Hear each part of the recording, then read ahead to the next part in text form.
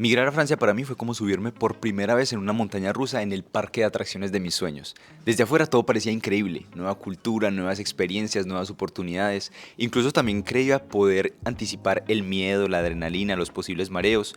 Pero cuando ya estaba ahí adentro, cuando la montaña rusa arrancó, me di cuenta de giros y subidas inesperadas y sobre todo de caídas que nunca me hubiera imaginado. Hoy quiero contarte cómo ha sido todo ese recorrido, pero no desde afuera, sino desde adentro. Serán pequeñas historias con quiebres que he tenido y que me han enseñado un montón de cosas y sobre todo que me han permitido llegar hasta aquí.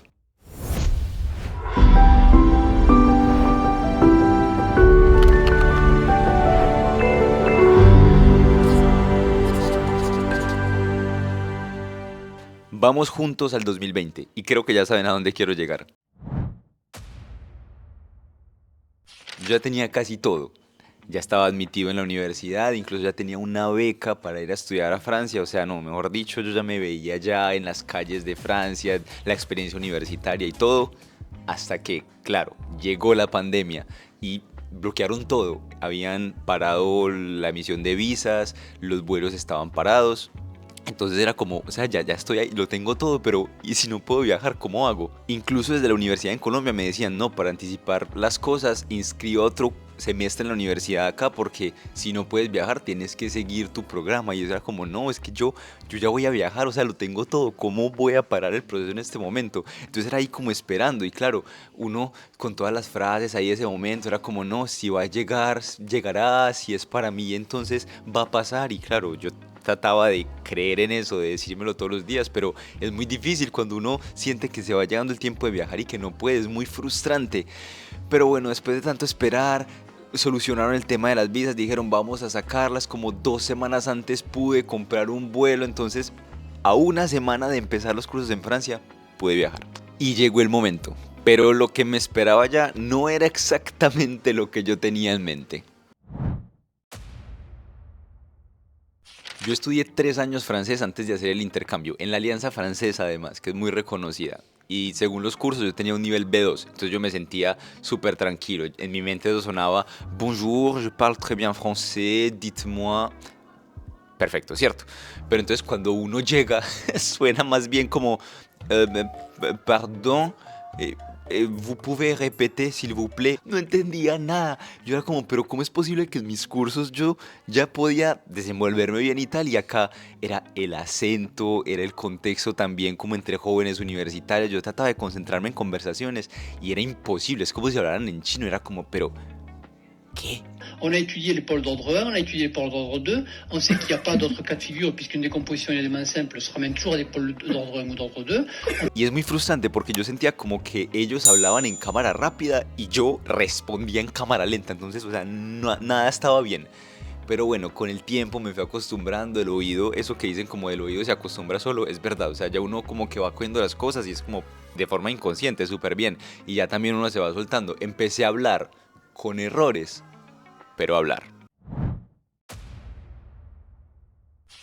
No les voy a mentir, cuando llegué aquí a Francia yo tenía como una especie de miedo porque a uno le meten unas ideas de que en el primer mundo, en Europa, en Francia, los estudios son mucho más difíciles, que hay que esforzarse mucho más.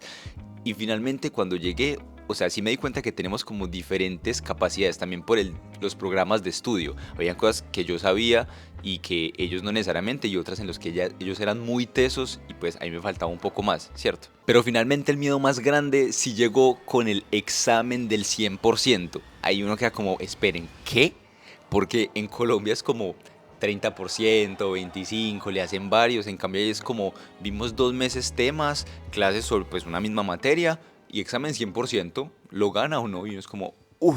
Y aunque en general a mí los exámenes nunca me han asustado mucho, yo confío mucho en cómo estudio y tal, la verdad es que yo me sentía súper bien y además era un tema que yo ya había visto en Colombia. Yo era como, no, esto es puro repaso y otras cosas nuevas, súper bien. Pero claro, cuando uno recibe esa hoja y se da cuenta que es un examen del 100%, que son un montón de preguntas, da miedito, da una cosita que, claro, que a uno le preocupa. Y después de varios exámenes así, de varios cursos, uno se da cuenta que no hay que hacer nada extraordinario, o sea, que no hay que ser una mente brillante para lograr las cosas y que el nivel no es muchísimo más elevado que en Colombia. O sea, no, en Colombia hay muchas cosas también que uno se esfuerza mucho, hay incluso jornadas que son más largas. Entonces, Todo es muy relativo, simplemente hay que confiar en el proceso, en lo que uno sabe y finalmente entendí como, o sea, si yo estoy aquí es porque puedo con eso, entonces vamos a darle. Ya llevaba algunos meses en Francia, ya estaba más acostumbrado a los cursos, ya tenía más amigos, ya iba a hacer ejercicio, entonces ya estaba como un poquito en mi salsa. Pero había algo que me faltaba, yo era como, pero no entiendo, o sea, yo me siento como vacío en una parte de mí, no sé qué pasa. Y luego me puse a reflexionar y me di cuenta que era el teatro, me faltaba mucho hacer teatro. O sea, yo llevaba 10 años haciendo teatro, ya tenía un grupo establecido, sacábamos varias obras y eso me gustaba mucho. Entonces en Francia no podía hacerlo. Además, estábamos todavía en temas un poco de pandemia. El hecho de hacer teatro en otro idioma pues da mucho susto. Entonces yo era como, ¿cómo puedo hacer para sacar este lado artístico que tengo tan escondido? O sea, no lo quiero dejar ahí que se pierda. Y un día dije como, ¿y si hago un video? O sea, yo necesito es expresarme. Entonces como que vi la aplicación TikTok y fue como, pues hagamos un video hablando de lo que sea, no sé, diferencias culturales, algo que me pasó, contando una historia, contando un chiste, lo que sea. Salut, c'est le moment d'une différence culturelle entre la France et la Colombie. Yo solo quería poder expresar lo que estaba viviendo y tratar un poco de hacer como esa parte teatral, o sea, como crear un personaje, crear algo. Y ahí llega lo interesante, porque después de varios videos, la gente me empezó a decir, oye, tus videos me sirven mucho con tus experiencias, porque pones traducción también francés-español, entonces me ayuda a practicar. Y yo era como, vea, ese no era el objetivo, pero qué bueno que la gente conecte con eso, que uno pueda transmitir algo por ese medio. Y dije como, bueno, pues sigamos por este lado. Y es muy bonito pensar que esa ausencia de arte, de teatro, fue lo que me llevó a redescubrirme, a buscar otras soluciones.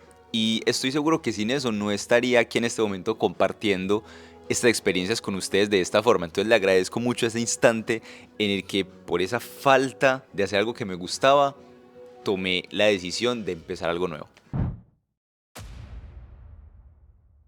Ya se estaban acabando los estudios del primer año y no conseguía práctica profesional y era un requisito para seguir al otro semestre. Yo era como, uff, ¿cómo hago? O sea, yo buscaba en todas partes, mandé 1000 correos, le escribí a todo el mundo, llamé, muy difícil, hasta que por allá una persona, un jefe de una empresa me contactó y me dijo, me interesa tu perfil.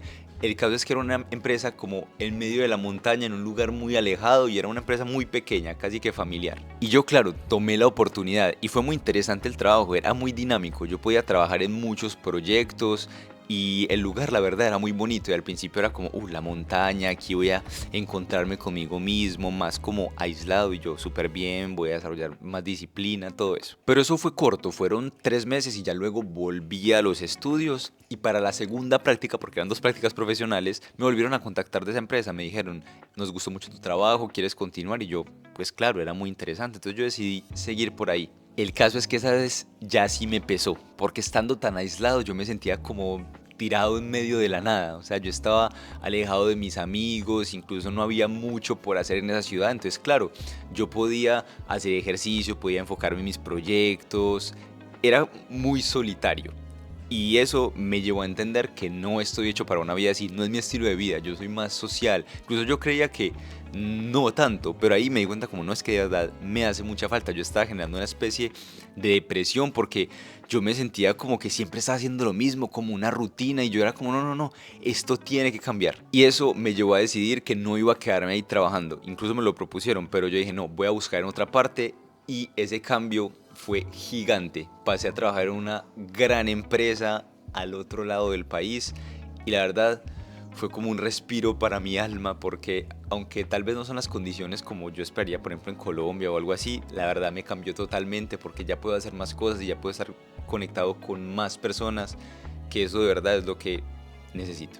Eso me ayudó un montón y me sigue ayudando a entenderme a mí mismo, o sea, a buscar un equilibrio, que sí, sé las cosas que me gustan, las cosas que necesito en mi vida, no puedo enfocarme tanto solo en una y entonces decir esa es la salida, no, hay que tratar de integrarlas todas, de encontrar ese equilibrio. Ahora quiero hablarles del miedo más grande que tenía cuando vine a Francia. Mi abuela siempre fue el pilar de mi familia. Imagínense como el sol, todos orbitábamos alrededor de ella. Era una persona muy bella, transmitía mucha luz y me gustaba muchísimo compartir con ella. Mi miedo era siempre cuando vine a Francia y cada vez que volvía, cuando iba de viaje, era como ¿cuándo será la última vez? ¿Será que fue esa y no me di cuenta?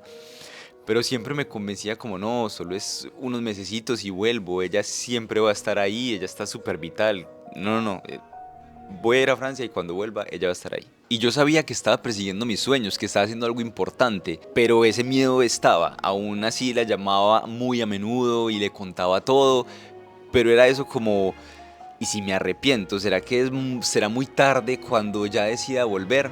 Y un día, curiosamente, me fui con menos miedo para Francia. Yo estaba en Colombia en diciembre y yo sabía que iba a volver en abril, 4 meses después, para mis grados. Entonces yo me fui confiado, de verdad. O sea, esa vez la que menos tuve miedo. Y volví a Francia, estuve trabajando y ya se acercaba el viaje. O sea, faltaban 2 semanas para el viaje. Y mi abuela se enfermó. Se enfermó y tuvo que ir a urgencias y pasó una semana y todo se graduó en un momento y fue como una llamada muy fuerte que era como, no, de verdad está muy mal. Y fue como, no, pero yo ya viajo en una semana. Y finalmente la semana no alcanzó. Ella falleció una semana antes de que yo pudiera volver a Colombia. Y la verdad no tengo palabras para explicar ese vacío en ese momento. No hubo un te lo dije, no hubo un yo sabía, no hubo nada.